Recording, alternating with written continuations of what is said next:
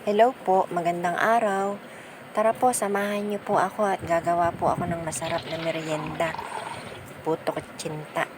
Meron po ako nakahanda dito na 2½ cup ng tubig at inilagay ko na po sa bowl. Isinunod ko pong ininagay ang asukal, 1 cup po na brown.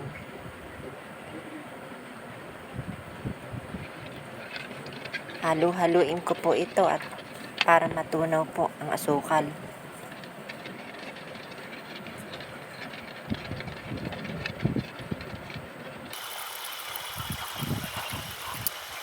Ayan, pwede ko na pong isunod ang all-purpose flour. Tunaw na po ang asukal. Nilagay ko na po ang 1 cup all-purpose flour. Unti-unti lang po ang aking paglalagay para madaling matunaw.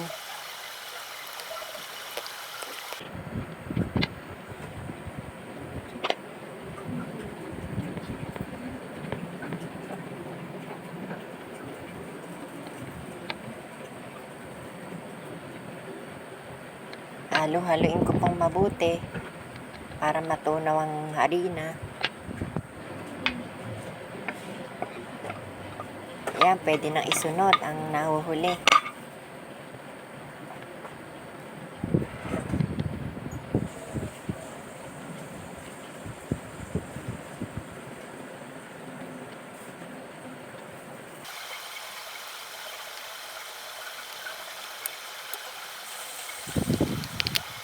Sinunod ko na po ang 1 cup ng cassava starch. Kalahati lang po muna inilagay ko at sinunod ko na din po ang pangalawa.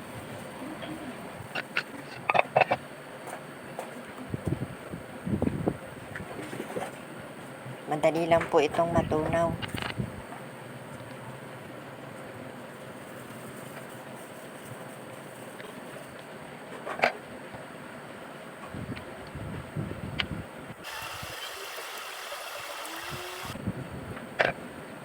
Nilagyan ko nga po pala ng 2 teaspoon lye water or lihiya. Pampakunat ng ating kutsinta. Nilagyan ko din po ng atswete, pampakulay, para magandang kulay ng ating kutsinta. Ayan, simutin natin ang kulay, ang katas ng atswete.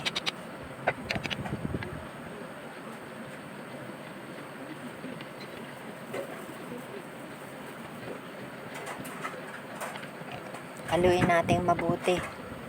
Pagkatapos ay ating salain. Salain po natin ng 2 beses.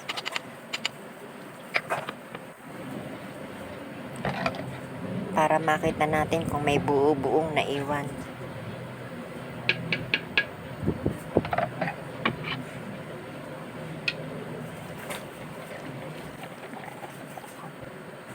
Ayan, maganda na ang kulay niya.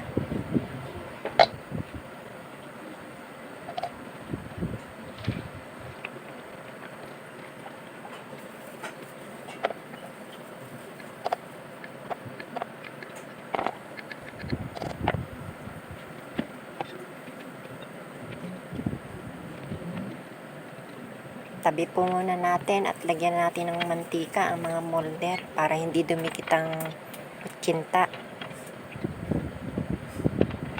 Nako, napakaliliit po ng aking molder. Large po yung in-order ko pero small ang dumating.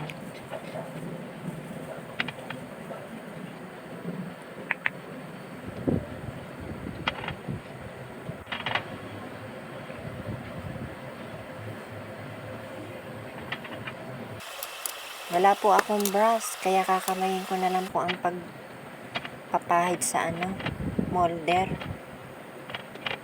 Malinis na po naman po ang aking mga kamay, bagong hugas.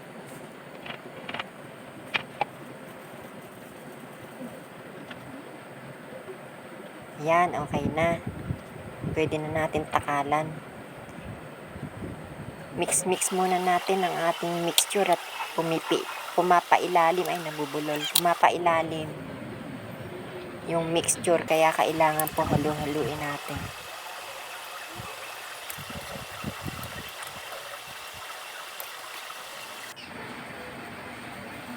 2 kutsara. Ayan, okay na po. Pwede na pong isalang. Nakahanda na po ang kumukulong tubig. 15 minutes lang po to. Maliliit lang yung molder. Ayan po, luto na after 15 minutes. Wala nang dumidikit sa stick. Pwede na pong hanguin.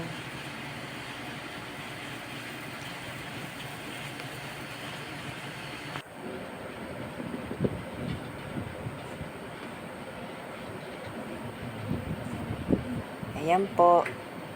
Tanggalin natin ang stick.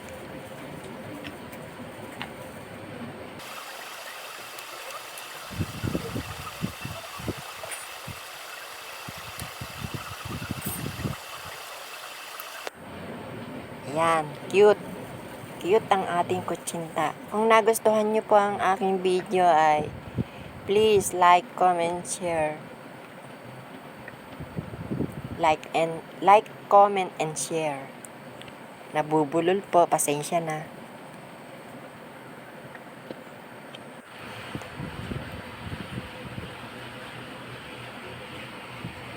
Yan, ready na ang ating merienda.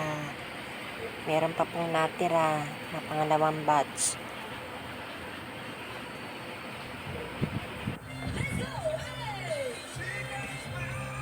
Lagyan na po natin ng nyog. Kung meron po kayong keso, pwedeng keso. Maraming salamat po sa inyong panunood. Hanggang sa muli po.